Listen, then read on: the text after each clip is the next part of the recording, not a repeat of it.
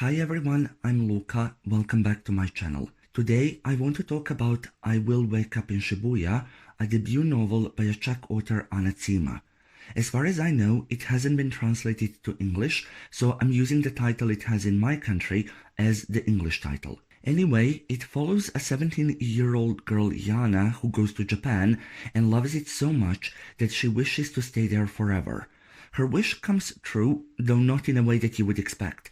Essentially, a 17-year-old version of her ends up stuck there in form of a ghost, invisible and unable to leave, while real Yana goes back to Czech Republic and goes on to college to study Japanese. There, she discovers the works of a little-known Japanese author Kawashita Kiyomaru and starts researching his life.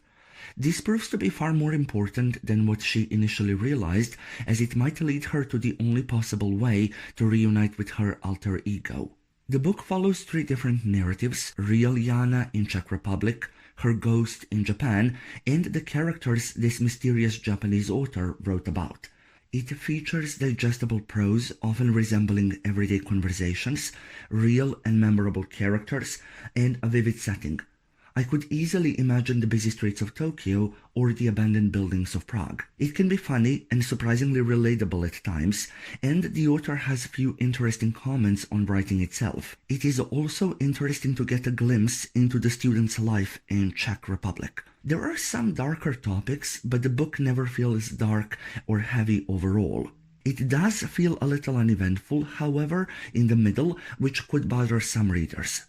In a small way, this book reminded me of another book that I read and loved, called Fishes and Dragons.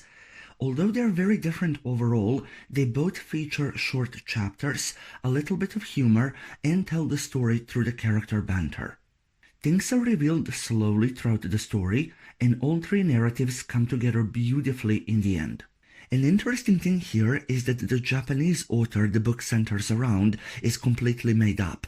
Now, I assume that that would be the case because throughout the story we get large sections of supposedly his writing, and I assume that the author wouldn't randomly include somebody else's writing into her own, especially in such capacity.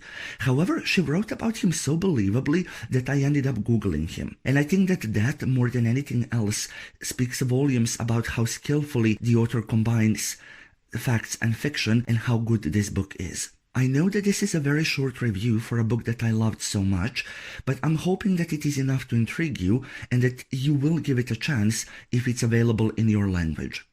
This is all I have for you today, and I'll see you guys next time with something a little bit longer.